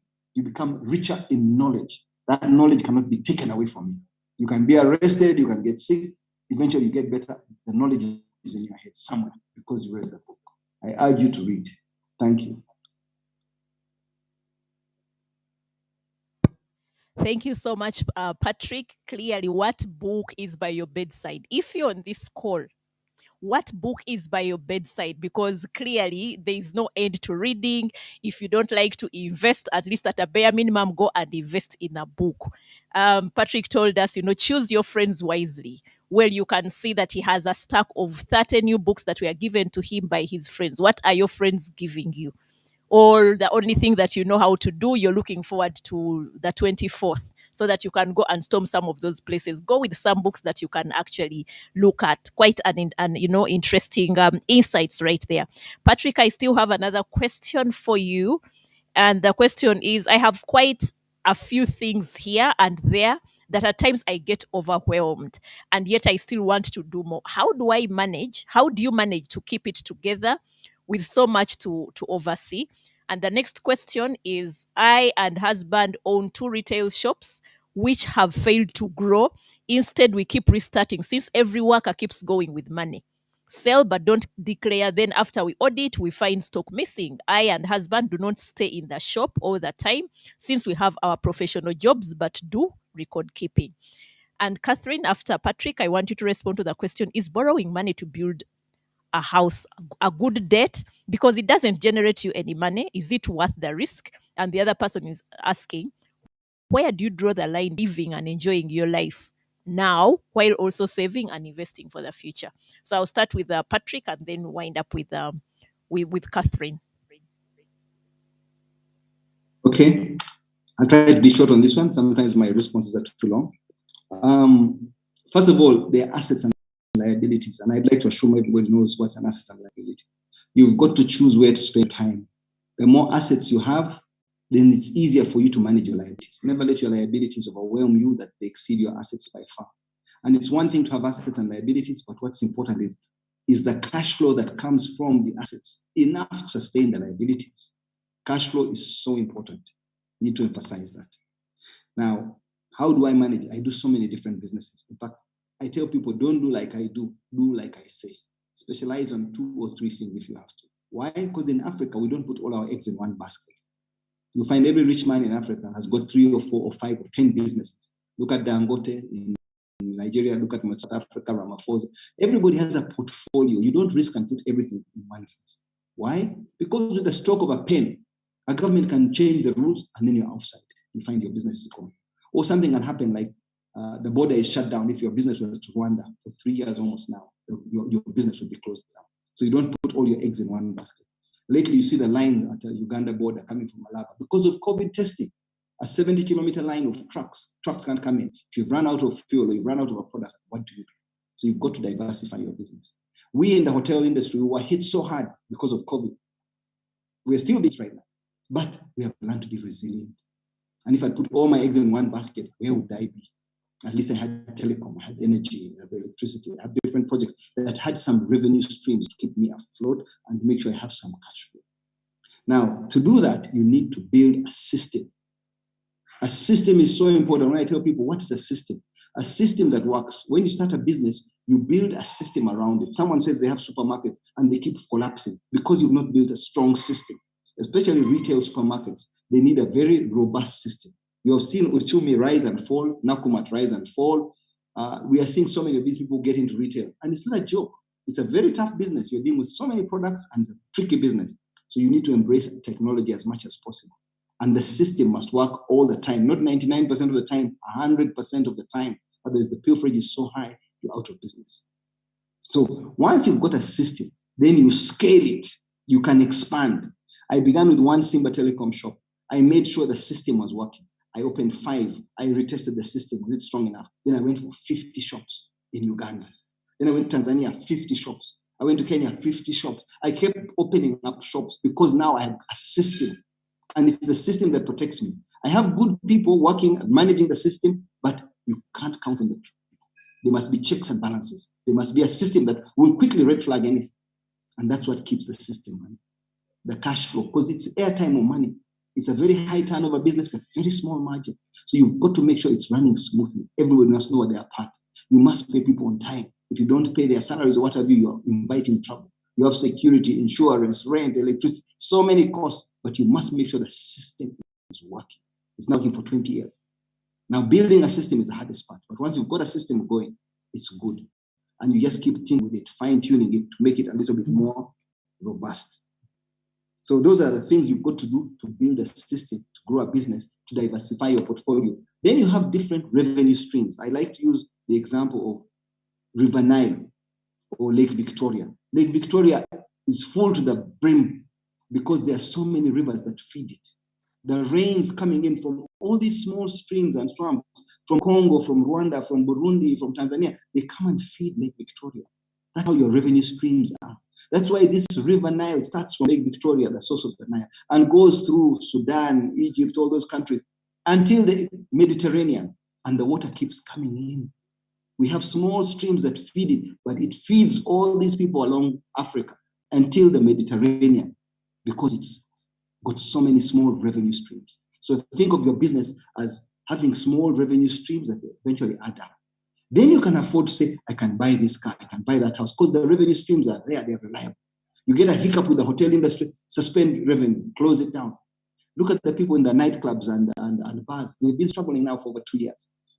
So if you didn't have an alternative, if you didn't have something that brought in money, then you're exposed. I think that touches the 2 questions that have been asked about how do you manage all these businesses? You've got to build a system, you've got to scale it, and also the supermarkets, people who are in businesses. You've also got to build a system that works. I hope I've covered your questions. Thank you. Okay, maybe I'll take the 2 questions. The first one was about the house, whether to borrow to build a house. I will say the answer to that is yes, for the simple reason that if you are giving up paying rent to a landlord to move into this house, what that does is that it frees up money for you to invest, because now you're no longer paying somebody else. You're no longer making somebody else rich with your money for paying rent. When it comes to making decisions around should I invest in property, now when we're talking about it as an investment, think about a few things. And first of all, one is time horizon. How quickly do you want this money back? And secondly, look at what else is happening in the market. So we are a bit afraid of financial instruments, but sometimes things like bonds, long-term bonds, make a lot of money, 10%. The house rental is 3%, and you're not getting capital appreciation. So look at those kind of things when you're making the decision whether you're buying for investment or you're buying for yourself. So for yourself, it's helping you save on rent. It's that you can consider that saving on rent as the income that's coming into you. The thing around balancing, I hope I've answered that correctly. The financial advisors will tell me, but that's my simple assessment of how you should make that decision. The one around balancing a good life and saving for the future. So one of the things, and I hope Patrick correct me if I'm wrong. One of the things that wealthy people do is that they spend less than they make. So when you spend less than you make and you have a plan, what must be in your plan as well as you plan for investing, for paying rent, for paying school fees, put aside some money for entertainment. Put aside some money for donations, because there will be people who will come around with something in the office, someone has passed away, you want to give. Put aside that money, budget for it. In the same way, budget for your entertainment. And when you budget for your entertainment, it means that you've decided in your head, this is the maximum amount of money I'm going to spend every month from my salary for entertainment. If I reach the end of that, I don't have money. And back to what Patrick said, learn how to say no. I think that will be the summary of my answers to those questions. I'm going to kind of ask the final question, and it's going to Patrick. It's also related to what you just shared. Somebody asks, okay, what would be, and I mean, I'm relating this to the fact that Patrick just shared and said people have, the wealthy guys tend to have a investment portfolio. So someone is asking, what would be the best investment for a middle class professional if rentals, stocks, real estate, that is land, do not seem to be good investments and return on investment or investments is low? That what would be the best investment for a middle class professional? So I don't know whether it's just about the middle class or is it just about people in the corporate space, but the person is asking where can they make their investment, because what seems accessible to them, rentals, stocks, real estate, do not seem to be good investments, and return on investment on these investments is low. Over to you, Patrick, and then I'll pass it on to the headmaster. Okay, thank you for that. If I can first begin by saying, with housing, as my co-panelists elaborated very well, let the numbers lead you. Do the numbers. Too many people are simply lazy. If you're going to rent in Kololo or in a prime CBD area, do the numbers. If you buy the property or rent it, which is cheaper? It may be cheaper to rent a property, especially in the CBD area, whether it is in Nairobi or Kampala or London. You go and get a very nice property, and the rent is so much cheaper. To buy a property in Kololo today is about $2 million if it's on one. That's why the diplomats come here, an ambassador, they want to rent a property and they want to give you $5,000, $6,000, which looks a big amount of money. But when they give you $5,000 per month and you do the numbers, you're going to get less than 5% return, 3 or 4% return on your property. Whereas if they are starting to rent than to buy.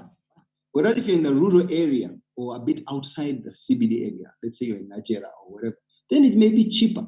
You're in Mukono, you're in Jinja, you're in Masaka, you're in Barara. It's cheaper to build and buy your own property. It works out, the economics works out. So appreciation is one measure, but a longer term gain. The normal one which you've got to use is what is the rental return?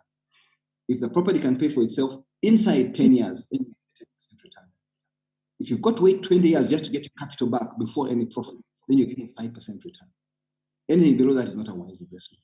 So most of the people who are working and say, oh, I'm not making money in farming, I'm not making money in building, I've built Mizigos and I'm renting out, the return is low. Yes, you cannot compete with financial instruments. The last 5 years, financial instruments have been very well. When I say financial instruments, what do I mean? Treasury bills, investment with some of these companies like Britam insurance companies, Stanbic Bank, they've got investment funds where you put unit trusts. They're giving a return of about 16%. If you can get 16%, no risk, Inflation in Uganda has been checked, has been below 3 or 4% for quite a long time. It peaked once at above 6, but was straight away brought back. So inflation is what you worry about when you keep your money in cash. But many people bring their money from overseas and they buy stocks, they buy shares, they buy bonds here. They lend to the government. I think the last bond the government did was 16 or 17%, and they've locked that for 10 years or 20 years. When you imagine that you're compounding your money at 17%, that's a very good rate of return. And the government is almost risk-free. So the research you have to do is not so much. You can do the research within a week. You can go to the right advisors, they'll write and give you professional advice so that you see the opportunity, you line up your money. If you've got a lump sum, whether it is 10 million or 100 million, you can invest. The alternative is in some of the stock markets. Some of the shares in Uganda have not done very well because our market is not what I call a perfect market. Sometimes you do very well as a company and the stock price drops. I declare an interest because Umeme is one of the companies that I chair, where we have done well as a company. And the value of the company has depreciated so much in spite of doing very well for the shareholders, where you get a decent return. And the return has been above 20% because it was enshrined in our contract. We had a 20% guaranteed return in our investment. So we've always given about that much in return, 20%. So anyone who invested in shares in Umeme, you get the dividend. You share the dividend with the company. And the company has to give dividend. MTN has recently listed. Its share price dipped slightly, but it's one of the most profitable companies. It's a matter of time. If they declare the dividend and the dividend comes out, it's got to be a healthy dividend so long as the company remains profitable. So you do your research around these companies. What is the management like? What's the board like? What's their business model like? Does it look sustainable? Especially now that more and more people are using mobile money. The company is making a lot of money. The turnover of mobile money has grown over 150% in the last 5 years. And is still growing, going to greater heights. COVID just accelerated that. Those who never thought of using mobile money now are using mobile money too. So it's something that we're going to embrace for the future. People want services, delivery, logistics, whether it is food or goods, watches, mobile phones, iPods, these headphones, all kinds of things young people are ordering. They want to order them online. They expect them to come. And when the trust is being built, more and more people are moving digital. So services are being delivered that way. Not only those electronics, but also food. People are ordering their food. Matoke, beans, what are being delivered to their homes digital. And you get a relationship with a customer, a good supplier who you know is reliable in his products. His pricing is fair. He cuts out the middleman and brings directly the products to you. So the future is good. All you have to do is a bit of research, like I said. Apply your mind. Ask a few questions when you're in doubt. Get somebody like a mentor to guide you. Many of the things we are talking about all the time. And there's so much information today on YouTube. Use the information available on the internet. There are so many things, whether it is your health or how to fix something, even a car that breaks down, even to change a tire. Go to YouTube. I see my kids use YouTube all the time to sort out any problem, whether it's on their computer, mechanical, because they have embraced this technology. So we, the older ones, have also got to do so if we're going to stay in time. Thank you very much. And I think that was my last question. I hope the show has been useful. I want to thank the audience that has been very receptive. Thank you for the kind words too. Thank you so much, Patrick, for that for the closing remarks, so to speak. And I know the headmaster is going to take over. And as you take over, there is something that we didn't answer, but since you're the head of this school, you'll be able to answer what is a financial goal or resolution. But before I do that, I'm going to ask Catherine, what are your parting shots?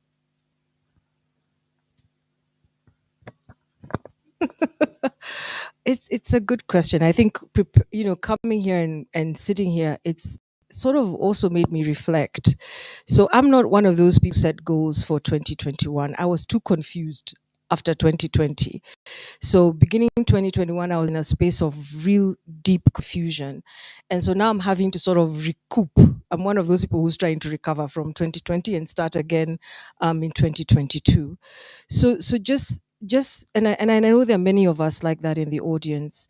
So my parting shot is, whatever you do, whatever you take out of this session, take just one thing out, just one, and implement it in 2022. out of all the fantastic things that Patrick has shared, just take one thing. For me, it's going to be maybe a more balanced life around, just making sure that I have the right friends around me or something like that. But just take one thing out and make that your 2022 agenda in terms of how you manage your money and how you get your finances back to where they need to be in this year. That would be my parting shot. Thank you. Thank you so much, John. Thank you so much, John. Thank you so much, our panelists. But you are not yet off the hook. Yes, time will allow us for you to answer that question of what is a financial goal. Actually, it's one of the notes that have been given, that it has been one question that has been coming up over and over again, and we should be allowed to get that answer. So, Joan, how do you allocate that question so that we get an answer to it?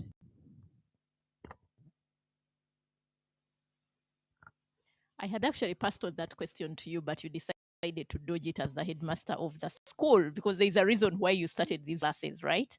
In order to kind of get that for us able to manage the expectations. But the way I would actually look at the financial goal is for you to know, what is my next level, if I may put it that way? Because I'm sure the reason we work every day and look for a better position is that we want to get somewhere with our finances. And therefore, the key thing would be for you to sit back and ask yourself, what is the kind of financial situation that I am in right now? Where do I want to go? Who am I? What is my relationship with money right now? So it's a couple of different things, and then you decide what stride are you going to take in order to look at that financial picture that you have drawn for yourself. Because if I'm, for example, my turnover is 10 million as a company and I want to double that, it will become my financial goal. But then it means that I'm going to ask myself, how do I manage self? Who do I need to be in order to manage that journey? If I want to grow as a professional and get a higher paying job, for example, then it will be a question of how do I position myself? So it would actually be a whole class around it. By the simple way is to say, what is that financial picture that I'm painting that I need to work towards? But you can give us a better textbook definition by the headmaster. Well articulated. Thank you so much, Joan. As we conclude this, I have nothing to add to that. You are the expert here. But one thing I also need to let the audience know is, when it comes to personal finance, no one is an expert. Everyone is on that journey. And the earlier you realize that, the easier things can be on you. I am so honored humbled when you hear Patrick saying, I am on my journey. I mean, we invited him, we knew he had arrived. Patrick, we thought you had arrived, but you have assured us you're on your journey. And that is something that needs to be answered. There are questions that are really coming in, and Patrick, I'll just throw this to you. If I want to be among your mentees, the mentees of Patrick, what is the criteria to have one-on-one with him in business? Patrick, I don't know if you can answer to that, then I can have my closing remarks. Patrick? Thank you, Apollo. I'm inundated by young people who want to be mentored. And if I could mentor everybody, I would love to do that. That's why I'm now looking at how do I spend more time in health? How do I spend more time in education? Rather than chasing more money, I'm spending my time doing social activities. But I can't put everybody in a classroom. And I can't have a one-on-one with everybody because the day is too short. There are too many young people. That's why I spend time recording these videos, because that way I can target 15,000 people. They have more or less the same questions.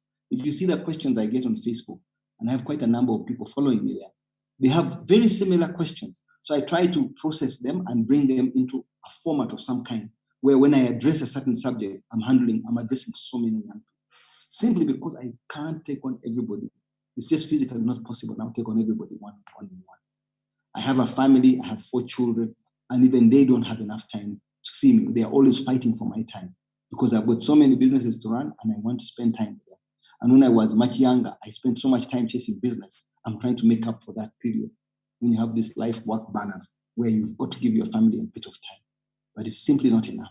So I can't commit that I'll take on more young people, but somehow those who know how to get onto my mentee list, They find a way. I won't tell you in public how it is, but they find a way.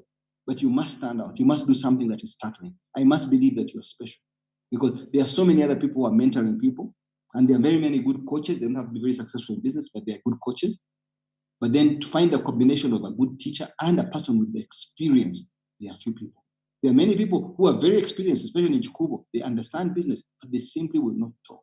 They don't want to come out and share their ideas and their thoughts, partly because they are scared, or partly because they just don't know that it's so much more beneficial when you do so. So these are the challenges I have. But when somebody is really exceptional and makes their mark, I take them on. And I've been very happy with those who have taken on, who have come on merit.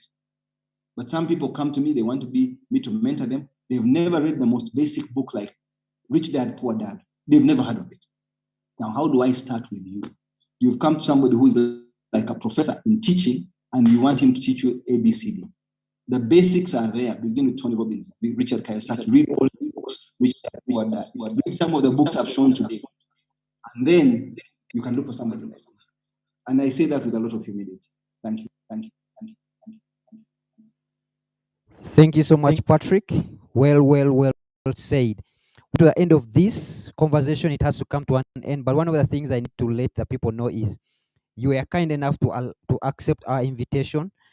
We know you traveled, but you still made you made it work. You said, "What much as I've traveled, let me have this done." So for all those people looking for these platforms like this, you can actually, if you're looking for Patrick, you can engage into platforms like this. You already had a sneak peek on what my homework usually is. I usually ask my panelists what books they advise the audience to read. Patrick has shared quite a number, and we do this offset after we are finished. But because you on that other side, I will tell you we had a number of books for you as gifts. We always give our panelists books. I will show them to you after, but they will be delivered to you. But before that, let me ask Joan to give us his book pick. We have seen a list of about 20 from Patrick, but let's have your book pick. That's something you advise someone to read, and why. Then Catherine.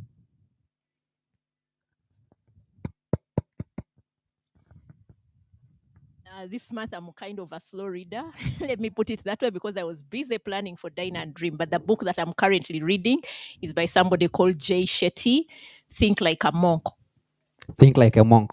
Pick that book from Aristotle. Beautiful, beautiful book in terms of just understanding how you free your mind and just focus on the things that matter, and how you gain clarity in terms of the different things that you're doing. So I think it's a book that has just come in right on time for me to reflect upon it. And of course, when I read, I don't just read a book like I'm reading a novel.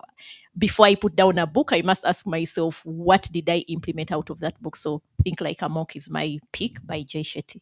And I know you're a very strong advocate of hard copies. Talk about that. Hard copy, or we can get it online?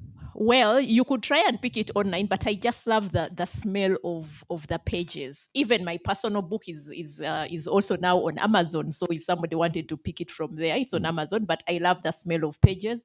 But also because, as you can see, my generation loves almost highlighting books, moving around with a marker and whatever it is. So the key lessons are always highlighted, so that I know if I run back to that book, there's something that I will run with out of it. Thank you, Joan. Joan from Imagine Me Africa. Catherine, I'm avoiding your second name. Oh, it's very easy to pronounce. It's Njonjo. Yes. Yes. You all had. Please, your pick. All right. So for purposes of the audience, I think a book I've found particularly powerful is Simon Sinek's book, Start With Why. Just that book changed so many things for me in terms of just understanding, why do I do this? What's the purpose of this? And it will answer questions in your personal life, in your professional life, even the questions around your money. Start With Why by Simon Sinek. And I'm exactly like Joanne. The books that I really like, hard copies, because you can scribble, you can highlight, you can come back to it again. You can also lend it to a friend and say, this is a chapter I liked. But like Patrick, I've also stopped lending because people don't return my books. So just start with why. That's a book I'd recommend. Thank you so much, Catherine. Patrick, you've given us a list. Do you want to add anything to that before I give you mine? Thank you very much. I appreciate lovely audience and NSSF. From my end, Patrick, this is to you, but the ones in the studio will definitely have the chat after. We, as NSSF, we focus on the books written by Ugandans. One of the books you talked about it, the ABC, F-Lit, Financial Lit, FinLit, A to Z, by Peter Nyanzi. But to add to that, and you already have that, so we won't send you a copy. We are sending you a copy of The Great Financial Rebuild. It was a book written in during COVID by Livingstone Mukasa. He has embraced this this panel. He has sat on that chair. You've talked about this one by the Katikiro. The Katikiro also in October embraced the seat where Catherine is sitting. This one we are not sending you. You already have a copy. Joan is sending you this one. Corporates at a crossroad. It's been a pace setter. It's for corporates. It will be a good read for your employees, but it will start with you. And then finally, the book which we first bought as NSSF from a Ugandan, Moses Mukasa. Moses Mukasa, Straightforward Financial Growth. It's a good book on financial, personal financial management. Thank you so much, Patrick. Thank you so much, Joan. Thank you so much, Catherine. It's indeed a pleasure to have brands like you share stage. Just take off 2 hours of your life, actually 3 hours plus the time of us of us preparing this, putting it together, just to address the audiences. The audiences, I hope you can take this seriously. You can pick up all. You don't. We, as financial literacy, we don't want you to take everything. Just pick out one and run with it. We thank you so much, everyone that has tuned in. We thank the Capital Markets Authority who are in this journey with us, and also Renzori Mineral Water, who sponsor our water, and the panelists and the crew here. They have agreed to sponsor for this. It's their resolution to give us water for the entire year. Thank you so much. I am. I asked Catherine, what will you sponsor that we are allowed to take during that day, but there was no answer to that. From our side, from NSSF side, the financial literacy team, the NSSF management, and everyone from this side, we thank you and say happy New Year. Till we meet again next month. Thank you.